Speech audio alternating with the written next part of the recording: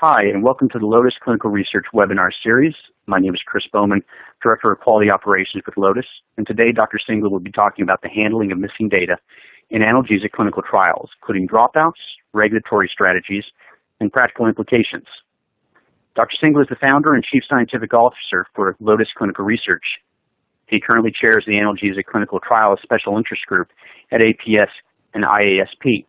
The main focus of Dr. Singler has been to analyze and understand how the inherent variability in analgesic clinical trials can be minimized. He consults for multiple pharmaceutical companies regarding U.S.-based regulatory analgesic issues. At this point, I will hand it over to you, Dr. Singler. Thanks for that introduction. I'm excited to get started today. We're going to talk today about missing data, both prevention and management.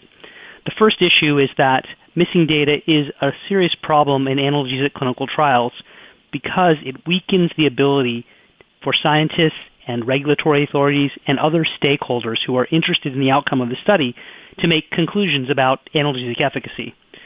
So what we want to do in any analgesic study is try to prevent missing data as much as we can, and then when we do have missing data, we want to statistically manage it in a way that's scientifically accurate. There are multiple ways that one can prevent missing data, including randomization and study design issues. But what we're going to focus on today is education and the way it can help prevent missing data. Both subjects and investigators can be educated as to the principles of missing data and appropriate use of rescue medication. The issue is that these two issues, dropping out of studies and using rescue medication, are present in analgesic clinical trials in order to protect the rights and welfare of the study subject. So the ability of a subject to take rescue or to drop out of study cannot be infringed upon. It's just important that the subject understand the boundaries and the decisions that they have and the responsibilities that they have when they enter into a clinical trial. But it's always important to emphasize that the subject can drop out at any time, for any reason, without discussion if they want to, and that they can and have rescue medication available to them. We emphasize to our subjects that dropping out is not a binary decision. So there's multiple things that they can consider, and it's a discussion. We really want to tell patients that, yes, if you're thinking about dropping out, you can do so without having a discussion, but if you'd like to talk to us, there may be things we can do. Here we have our subject education video. This is one video in a series that we show to subjects, and this one specifically addresses the issue of dropping out. You are allowed to drop out of this research study at any time without bias or prejudice. What this means is that you can stop your participation for any reason. You don't need to specify why it is that you want to drop out. All you need to do is inform the research staff of your decision. That being said, it is important for all study participants to understand that dropping out of research studies makes it more difficult for the project to reach important conclusions. This study is measuring the effect of a drug over time, and if subjects do not complete the entire study, the results are weakened. When this project is finished, if a significant number of subjects dropped out before the final visit, it will be harder to conclude whether or not the drug actually works. In studies of pain drugs, patient dropouts are a particular problem. Before starting your participation in this study, think carefully about whether or not you believe you will be able to finish the study. Specifically consider the visit schedule and if you have the time and transportation to attend the various follow-up appointments. The amount of diary data that you will be required to provide, and if you have the patience and time required to properly complete the questionnaires. And finally, the medication restrictions imposed by the study, and if they seem reasonable based on your ability to tolerate fluctuations in your pain condition. Before you enter a research study, you cannot know for sure whether or not you will be able to complete it. Some of this has to do with how well you tolerate the medication, and there can be unpredictable changes in your life that make it so that continued study participation is not possible. This is understood, and in no way is this section of the video meant to pressure you to stay in the study when you have the desire to drop out. Our message now is that study completion is an important goal. If before starting the study you have substantial doubts about whether or not you have the time and commitment to complete the study, it is probably better for you not to start. However, if you begin the study with good intentions and then need to drop out, you are free to do so. Simply inform the study staff of your desire to drop out. They will not hassle you in any way, and you have no obligation to provide a reason. A final point to be made regarding your decision process is that dropping out of the study does not have to be an all or nothing decision. If you are considering whether or not you want to drop out and are not sure, feel free to talk to your investigator or the study staff. Perhaps there is a way they can accommodate your needs. Okay, moving along to our investigator education series, it's not only important to educate subjects on dropouts, but also investigators. And the key principle here is that, number one, as always, ethical research must allow not only dropouts, but also the use of rescue without bias or prejudice. The whole point is to protect the safety and welfare of the study subject. However, the very nature of analgesic clinical trials is that you are putting patients at discomfort and at an inconvenience by being in clinical trials. And therefore, we also as investigators have an obligation to get the best study result that we can. So it's important for us to think about various design elements that weaken the study, dropouts and use of rescue being one of them, and do what we can to balance the ethical responsibilities that we have to the subject and also the ethical responsibilities we have to society, which we take on by doing any research study.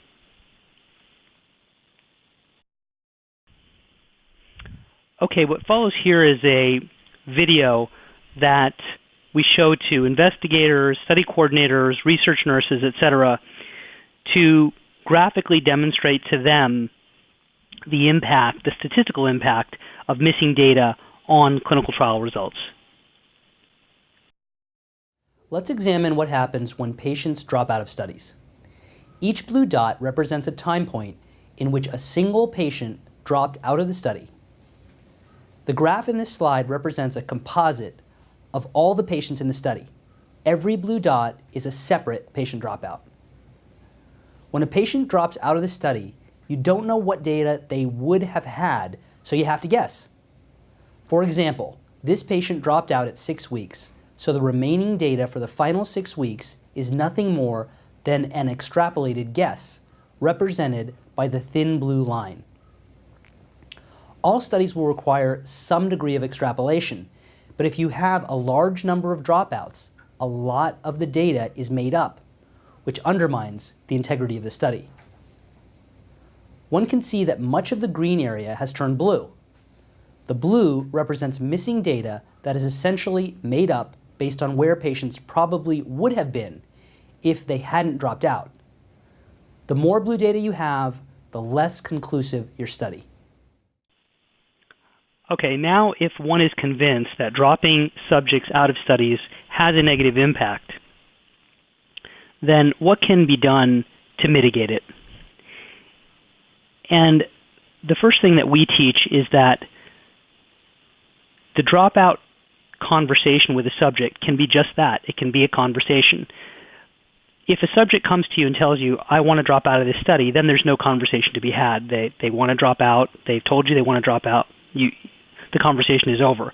But my experience as an investigator is that many subjects come in and they have reasons for wanting to drop out. They have questions, and you can start a conversation. And in many times, that conversation ends with, yes, this person needs to drop out because they're having side effect issues, they're having tolerability issues, they're having inadequate analgesia.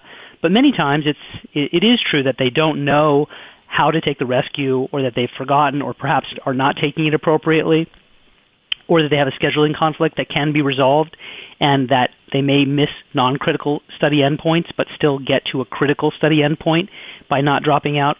So these should be addressed with the subject. What follows here is a typical scenario between an investigator or a research nurse and a study subject, and it's focused on a conversation of potentially dropping out.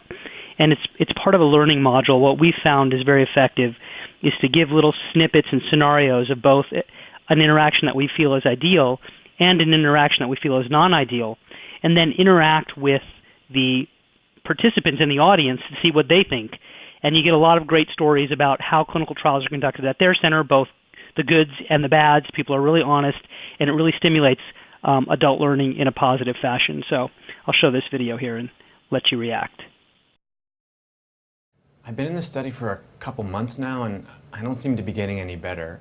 I think I'm taking all the drugs correctly, but I guess I'm not sure, because if I was, I suppose I would be feeling well. Should I just drop out of the study? Well, since you aren't getting any better, I think you should stop participating in the study. And I'll give you something stronger for your pain.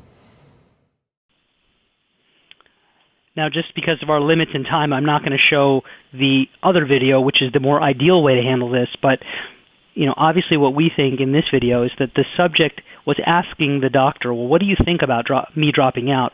And without giving much thought or asking the patient any other questions, he just said, okay, if you're not getting efficacy, you should drop out.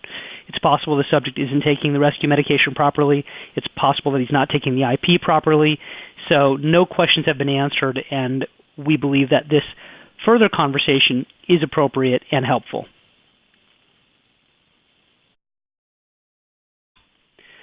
Now switching topics a bit from dropouts to rescue. They're really different things, but the same ethical construct applies, which is that rescue has to be available to subjects in analgesic clinical trials in order to make these trials manageable and ethical for our patients to participate in. That being said, the use of rescue confounds analgesic endpoints, and statistical techniques that mitigate the effect of rescue or account for it are really a band-aid, and they don't solve the problem of rescue. That being said, we present here a video that describes the use of rescue medication and how it can cause the placebo group to come towards the treatment group.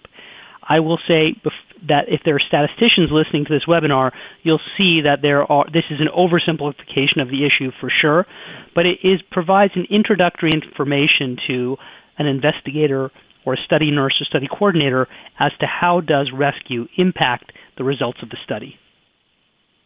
Well, in general, if a rescue medication works well, the treatment effect, or the green area on the graph, is compressed, which decreases the probability of a positive study. We'll add yellow dots to this graph, with each one of them representing an instance that a patient in the placebo arm takes rescue. Rescue medication improves pain scores, as it should.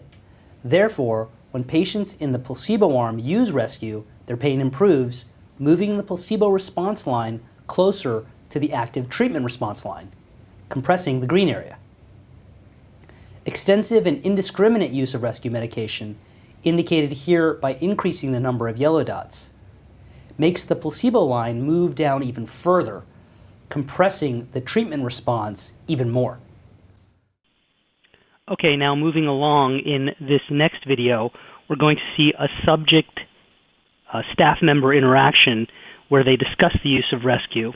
And then this is a webinar, so it's a one-way conversation, but otherwise, if we were in an audience setting, then we'd have a discussion about this scenario, what's good about it and what's not good about it. So when should I take the rescue medication? Well, the rescue's there to help you, so take it early and often. Remember, you could be getting placebo. We wouldn't want the pain to get ahead of you. Our teaching point here would be that this study nurse has been too liberal with her discussion of rescue with this study subject in particular. But of course, the use of rescue needs to have a tailored discussion with each patient, and it may be different in each circumstance, so it's not absolutely wrong what she did, but she didn't ask any questions, she really didn't dig into it, and she said, use it early, use it often, which in general for analgesic clinical trials is not the best way to handle it. So here we'll present another way that, depending on the construct of the protocol, she could have handled this situation. So when do I take the rescue medication? Now, at any time during the study, if you feel that your pain is not being adequately controlled by the study medication, you will have the option of taking the rescue medication oxycodone. You should only take the rescue if you feel as though you need something to control your pain. You're allowed to take it no more frequently than every 6 hours, and it should not be taken preventatively, used only as treatment. Okay, now we're going to move into the second portion of the talk. The first portion of the talk was really about prevention of missing data, and this part of the talk is going to be about the statistical management of both missing and confounded data when it inevitably occurs in analgesic trials. In this hypothetical study, we're going to use a 10-hour SPID. Time is on the x-axis, it's in hours, and pain intensity is on the y-axis.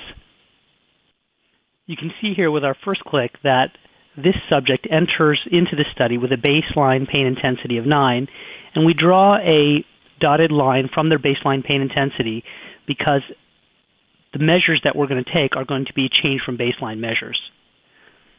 With a second click, you see a series of blue stars, and these blue stars are the scheduled pain assessments that the subject has in the clinical trial.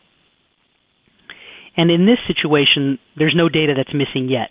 As we move on, we're going to start missing and confounding these blue stars, and then the discussion is going to be how to deal with that. With the next click here, we see the green area, which is the IP-weighted change from baseline. This is the purpose of creating a line, is to sum over time the change from baseline that the subject experienced on the IP. Here we'll take the green away for clarity and then add the placebo response line. Obviously the placebo response line is also generated from scheduled pain assessments or more blue stars. And the next we add the yellow and the green just to indicate that the resulting green area that is not compressed by the placebo response is the standardized effect size, which is the portion that drives the power of the study. And now we're going to move on to the portion of our talk of this slide, which is really important, which is, okay, if you don't have all the blue stars, then what do you do? And with our next click here, we see the first black X. Now this black X, we put it on there because patients take rescue. So this is a method in which to deal with rescue drugs and their implications on the scheduled pain assessments. So in this particular situation, the patient has taken acetaminophen. They take it at a certain time, and every drug you can decide, based on the kinetics of that drug, how long is it likely that that drug is going to have an impact. And we can use a technique called windowed last observation carried forward. We see with the next click here that the 8 that the patient had when they took acetaminophen is carried forward for 2 hours. And so there were 2 scheduled pain assessments that were blue and turned red because in the statistical analysis what will happen is that those assessments, although they were collected by the study coordinator, will not be counted. And in our next click, we see that this subject took oxycodone, where you see the blue X, with a pre-rescue pain score of 5. And because oxycodone has kinetics that are different from acetaminophen, the imputation window for each particular rescue drug can be set. And the key issue is that during the time in which you believe the rescue is having an analgesic effect on the patient, that you use the pre-rescue pain score and not the scheduled pain assessments. And this is all decided a priori. With our next click here, we see that there is a red circle that appears at about hour 2 with the patient having a pain of 8. And this is going to be a dropout. So we've talked now about the black X and the blue X, which were rescue medications. But now we're going to talk about a dropout. This subject drops out due to lack of efficacy. And as such, a common strategy is to use LOCF, which is not appropriate for all pain studies. It depends on their duration. But the key issue that we're trying to talk about right now is that the method of imputation for dropouts depends on the reason for dropout. This subject dropped out due to lack of efficacy, and therefore we're using LOCF. However, not all dropouts are for the same reason. With the next click, we see the appearance of a green circle at 8 hours into the study with a pain score of about 3. And this dropout was due to lack of tolerability, not lack of efficacy. So it wouldn't be appropriate to use LOCF in this situation. Let's think about it clinically. This would be a subject who got a great SPID value. They started at a 9 and now they're at a 3 as far as pain. But if they're having a tolerability dropout, that means they can't tolerate the study drug, probably. I mean, it could be something else. But let's say, for example, this subject was extremely nauseated. Then to use LOCF and to continue to gain credit for a low pain score is not scientifically appropriate. And therefore we use BOCF. You see that we go back to the baseline where this subject was, so that this entire gray area, this is the area that we would have taken credit for if we had used LOCF instead of BOCF for this early termination that happened at the area of the green circle. And that is kind of an area that shouldn't get credit because this subject couldn't tolerate the drug. Now, if all of these things occurred in this particular subject, then the area under the curve for this subject would be as follows.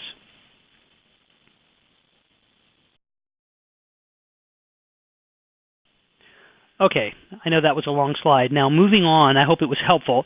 Moving on to the data imputation regulatory strategies.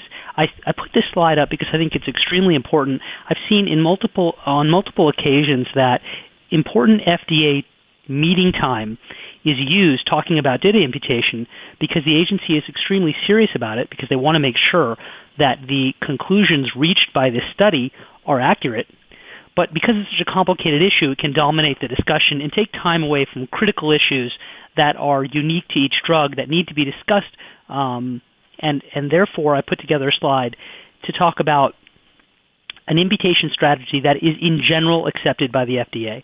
First, it's important to read the National Academy of Sciences report on prevention and treatment of missing data and apply that to your own clinical program in whatever way is appropriate. But what we presented in the previous slide is essentially a formula that works in many situations, which is windowed LOCF to decontaminate efficacy measurements, LOCF for efficacy dropouts, BOCF for tolerability dropouts, and a pre-specified sensitivity analysis. So an a priori proactive discussion of how you're going to handle missing data, and then what a sensitivity analysis is whatever your a priori decision was, you then perform multiple analyses using different imputation strategies to ensure that the same result is achieved. And if it's not, then it's important to analyze why not.